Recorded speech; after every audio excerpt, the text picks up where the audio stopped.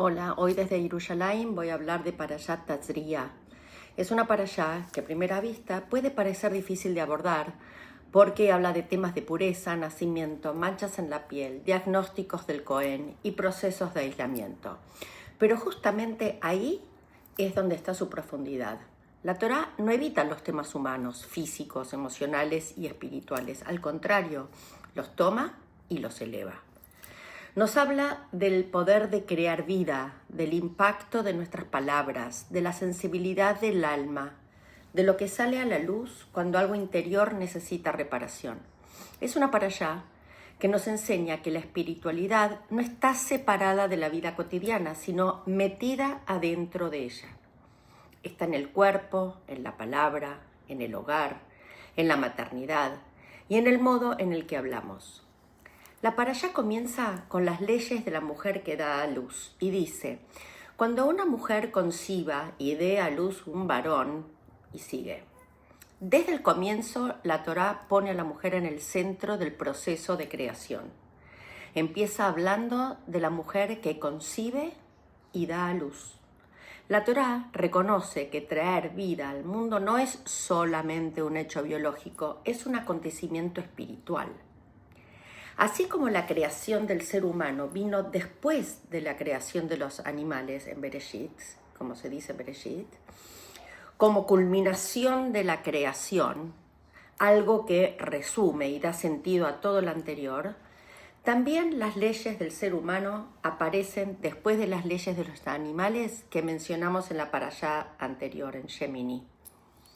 Cuando la Torá pasa de hablar de animales permitidos y prohibidos a hablar del nacimiento del ser humano, nos está enseñando que el ser humano tiene una responsabilidad mucho mayor.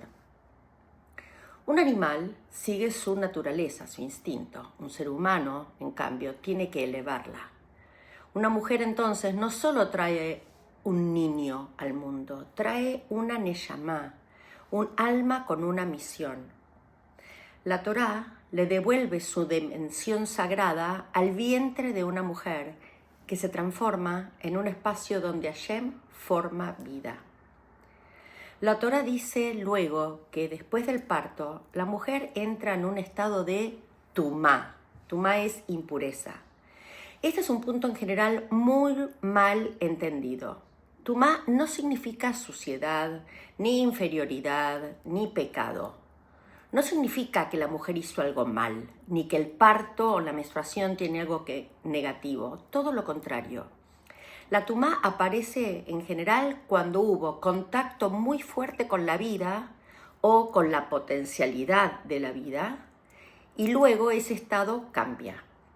Hay una baja de intensidad espiritual. Tumá y Tahará, impureza y pureza, no son conceptos morales, sino estados espirituales. La mujer que dio a luz no está mal, está atravesando un proceso de reacomodación. Acaba de pasar por uno de los eventos más poderosos de toda su vida. El cuerpo cambió, el alma cambió. Y la Torá le da un tiempo y un proceso para volver a integrarse desde un nuevo lugar. La Torá no ignora la vulnerabilidad de la mujer, al revés. La reconoce con enorme sensibilidad. Después de dar vida, la mujer no tiene que seguir como si nada. Tiene un proceso propio, un ritmo propio, interno. ¿Cuántas veces una mujer siente que tiene que funcionar sin parar, seguir, cumplir? Y la Torá dice, no. Hay momentos en los que una mujer necesita espacio, tiempo, reconstrucción. Y eso no es debilidad, sino una verdad espiritual. La primera aliyá también menciona al Brit Milá el octavo día. El niño entra al pacto en el octavo día, un número que siempre representa lo que va más allá de la naturaleza. 7 es el mundo natural, 8 es lo que lo trasciende. Y esto nos enseña que la vida judía trata de elevar la existencia. Y una mujer es la que trae al mundo a un hijo que entra a ese pacto. En otras palabras, ella no solo trae vida, trae continuidad de Am Israel. La mujer judía es una columna central de su continuidad. La segunda aliyá continúa con la mujer que dio a luz a una niña y con la ofrenda que debe traer al final de su proceso. El tiempo de Tumá y Tará, impureza y pureza, cambia según si nace un varón o una niña. Y más allá de todas las explicaciones técnicas, muchos comentaristas muestran que la Torá está señalando la intensidad particular de traer al mundo una niña, que es una futura dadora de vida, una futura transformadora de Kedushá. No se trata de un valor mayor o menor, sino de una naturaleza espiritual distinta. La Torá está registrando que no todos los procesos son idénticos y que no toda energía espiritual es igual. Rashi comenta sobre la ofrenda que la mujer trae al final del proceso y trae la idea de que durante el dolor del parto, una mujer puede llegar a jurar o a decir cosas extremas. La Torá entiende ese dolor y la fragilidad humana. Sabe que en momentos de sufrimiento una persona puede decir palabras nacidas del agotamiento y del desborde. Y entonces no la condena. Le da una forma de cerrar, reparar y volver a entrar en equilibrio. La grandeza de la Torá no es pedirle al ser humano que sea un ángel, sino enseñarle cómo volver a pararse cuando atravesó algo intenso. La ofrenda no viene a castigar, viene a sellar una transición, a marcar que hubo una experiencia fuerte y ahora empieza otra etapa. Incluso una mujer pobre podía traer una ofrenda más accesible, porque cada una puede cerrar su proceso y puede acercarse a Hashem desde su propia realidad. Hashem quiere el corazón, la intención. A partir de la tercera aliyá, la parashá entra de lleno en las leyes de Tzaraat, que es una forma de lepra. Y acá comienza uno de los temas más fundamentales de toda la Torá, el poder del habla. La Torá describe una mancha en la piel de determinado color, de determinada profundidad, y ordena llevarla al Cohen. La Tzaraat no es una enfermedad natural común, sino que es una señal espiritual. Nuestros sabios la relacionan especialmente con el lashon hara, el mal hablar mal de alguien. El Rabba Nijar, el mexicano, suele remarcar que la palabra nunca es solo palabra. La gente dice, bueno, lo dije así nomás, era un comentario, no fue para tanto. Pero la Torá dice que sí es para tanto, porque la palabra revela lo que hay adentro y al mismo tiempo construye una realidad afuera. Una palabra puede sembrar sospecha, romper una amistad, puede arruinar un shalom bayit, puede enfriar una relación entre hermanos, humillar a un hijo, puede crear una herida que dure años. Y del mismo modo, una palabra puede sanar, consolar, fortalecer, inspirar y devolver dignidad. Para una mujer esto tiene una resonancia especial. ¿Por qué? Porque la mujer tiene muchísimo poder en el clima emocional del hogar. No solo por lo que hace, sino por cómo habla. El tono, el modo, la reacción, el comentario, la forma de corregir, la forma de pedir, la forma de contar algo. El Rab Oppenheimer suele enfatizar que la palabra no es solo un sonido, es una energía creadora. Subraya muchas veces que no existe el vacío verbal. Con palabras construimos o destruimos mundos. En un entorno femenino esto es aún mucho más fuerte porque una palabra puede levantar a una amiga o hundirla. A veces creemos que el trabajo espiritual es rezar más o estudiar más y sin duda que eso importa, pero Tazria viene a decirnos que una gran parte de la santidad se juega en la boca. La Tzaraat aparece en la piel, en lo visible, y esto simboliza que lo que llevamos dentro termina saliendo afuera. No podemos ocultar indefinidamente lo que sentimos o pensamos. Eventualmente se manifiesta en nuestras actitudes, en nuestras expresiones, en cómo tratamos a los demás. La persona que cuida su lenguaje se protege a sí misma y protege a su entorno. Y cuando una persona refina su habla, refina su alma. La Torá está diciendo que las palabras dejan marca. La persona no era castigada de golpe. Primero la señal podía aparecer en la casa, luego en la ropa y finalmente en el cuerpo, dándole a la persona oportunidades para entender el mensaje antes de que el problema llegara más adentro. Muchas veces en la vida las señales vienen de a poco. Algo nos cierra, se repite, algo nos muestra que tenemos que revisar una conducta y si escuchamos temprano, no hace falta llegar más lejos. La cuarta liá sigue con más detalles sobre cómo el Cohen mira la mancha. La aísla por 7 días, vuelve a verla, espera, revisa si avanzó, si se mantuvo, si cambió de color o de profundidad. El Cohen no reacciona impulsivamente y esto es un modelo de vida. ¿Cuántos errores cometemos por sacar conclusiones rápidas sobre los demás y sobre nosotras mismas? Vemos una mancha y creemos que ya sabemos todo. Vemos una conducta y definimos a una persona.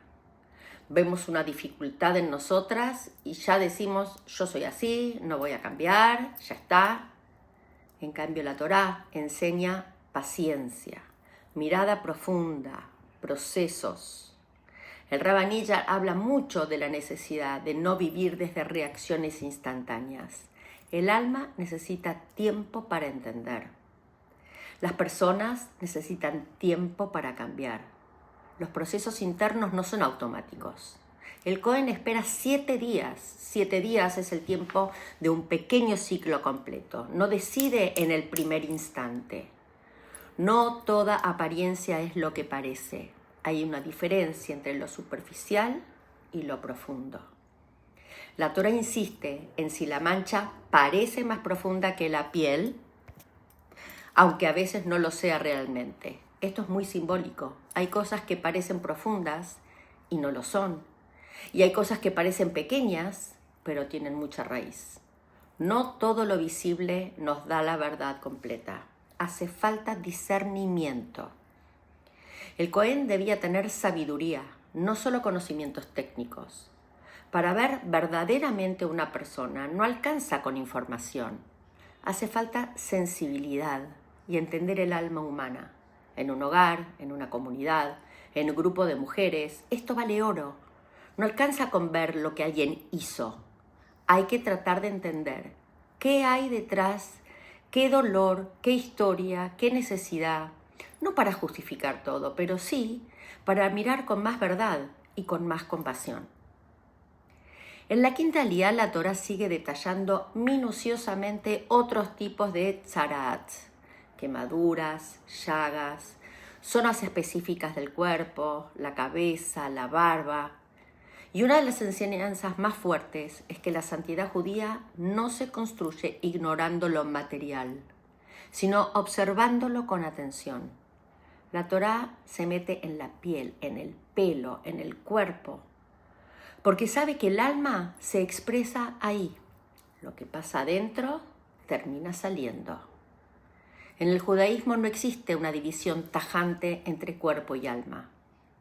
El cuerpo no es el enemigo del alma, es su vehículo. Por eso, cuando hay un desorden espiritual, el cuerpo puede convertirse en un escenario de señales. En otras palabras, la Torá nos enseña a escuchar también lo que el exterior nos está diciendo. Una mujer muchas veces percibe algo que no está bien antes de entenderlo. Tazria nos enseña a no despreciar esa sensibilidad. ¿Qué forma de hablar se me está haciendo habitual? ¿Qué pensamientos me están endureciendo? ¿Qué comentarios estoy permitiendo que en mi casa? ¿Qué conversaciones me están contaminando? Acá la Parashá también nos invita a revisar el tema de las conversaciones sociales. El Lashon Hará muchas veces aparece como charla aparentemente inocente. Comentarios, indirectas, comparaciones, chismes, observaciones sobre otras personas. Y eso en ambientes femeninos puede convertirse en algo muy destructivo si una no está despierta. No porque las mujeres sean peores, sino porque la palabra ocupa un lugar muy central en los vínculos, especialmente en los femeninos. Justamente por eso nuestro potencial es gigantesco. Donde una conversación puede destruir, otra conversación puede elevar muchísimo. La persona afectada por Tzaraat tenía que rasurarse ciertas zonas y pasar por un proceso visible. Esto muestra que la reparación no siempre es privada. A veces una persona tiene que atravesar humildad, bajar su orgullo, aceptar, corregirse. Y esa es una de las pruebas más difíciles, porque mientras una persona se siente siempre correcta, no cambia. El comienzo de la reparación es aceptar. Algo en mí necesita trabajo. En la sexta aliyá vemos que lo que le pasa al Metzorá, al enfermo de lepra, una vez declarado impuro. Sus ropas se rasgan, el cabello descuidado, el anuncio de su condición y el aislamiento fuera del campamento. Esta es quizás una de las partes más duras de la parashá. El aislamiento viene como mensaje espiritual. Como esta persona generó separación entre los demás con sus palabras, ahora vive la separación en carne propia. Esto en hebreo se dice midá keneged midá, medida por medida. No como venganza, sino como educación del alma. El Metzorá debe anunciar su condición para que los demás pidan misericordia por él. Incluso cuando una persona está atravesando las consecuencias de sus errores, la comunidad no debe mirarla con crueldad, sino con compasión. Debe rezar por ella, porque nadie está garantizado. Cualquiera puede tropezar. El aislamiento también crea espacio para escuchar. Mientras una persona está metida en el ruido social, en la charla constante, en la necesidad de comentar todo, no se oye a sí misma. El silencio duele, pero cura. Hay momentos en los que Hashem nos saca del ruido para que podamos volver a encontrarnos. Nos invita así a preguntarnos, ¿qué me quiere enseñar Hashem en este momento? ¿Qué tengo que escuchar que antes no estaba escuchando? El problema del Metzorá, del enfermo de lepra, no era solo haber hablado mal, sino haber usado la palabra que fue dada para crear conexión como instrumento de desconexión. La palabra fue creada para unir, para transmitir amor, sabiduría, Torá. Cuando la usamos para separar, traicionamos su esencia, pero cuando la usamos bien, hacemos exactamente lo opuesto. Devolvemos a la palabra su santidad original. La última aliyá pasa a hablar de tzaraat en las prendas, manchas verdosas o rojizas en ropa de lana, lino o cuero.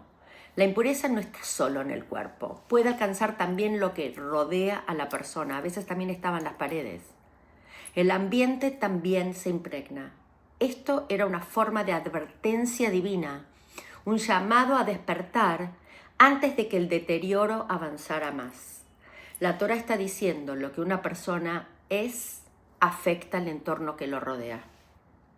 El ambiente de una casa se contagia la crítica y la gratitud, se contagia la tensión y la serenidad, la heroinía y el respeto, se contagia la queja y la emuná.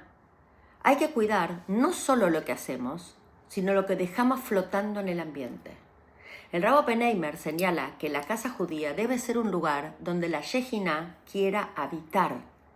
Y la Shejiná no habita donde reinan la agresión verbal, la humillación, la crítica constante o la suciedad emocional. Habita donde hay cuidado, honestidad, modestia, alegría, sensibilidad y palabras limpias. Una casa no se convierte en judía solo por tener una mezuzá en la puerta y prender las velas. También es por el lenguaje que se escucha adentro. Si miramos toda la parashá en conjunto, vemos un hilo conductor clarísimo. Tazria habla de creación y reparación. Empieza con el nacimiento y sigue con las manchas. Empieza con la vida que surge y continúa con señales de desorden espiritual. Y eso no es contradicción, es la realidad humana. Parashat Tazria nos invita a mirar hacia adentro, a revisar cómo hablamos, cómo reaccionamos, cómo vivimos nuestros procesos. Nos enseña que incluso las manchas tienen sentido, que son señales para crecer.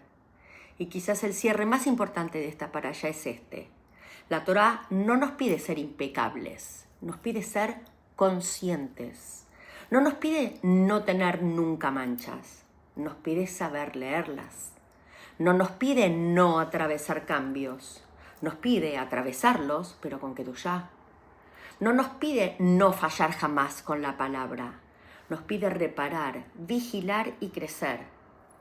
Que podamos salir de Parashat Tazria con una nueva conciencia sobre el valor de nuestras palabras, sobre la santidad de nuestro cuerpo y nuestros ciclos. Que Hashem nos ayude a usar nuestra boca para bendecir, nuestro corazón para comprender y nuestra presencia para traer más tahara, más paz, más luz a nuestras casas y a todo nuestro entorno. Y quizás el mensaje más poderoso es que siempre hay reparación. No importa en qué punto estemos, siempre podemos volver. Que tengan una muy buena semana, Shavua Tov, y nos vemos la semana que viene.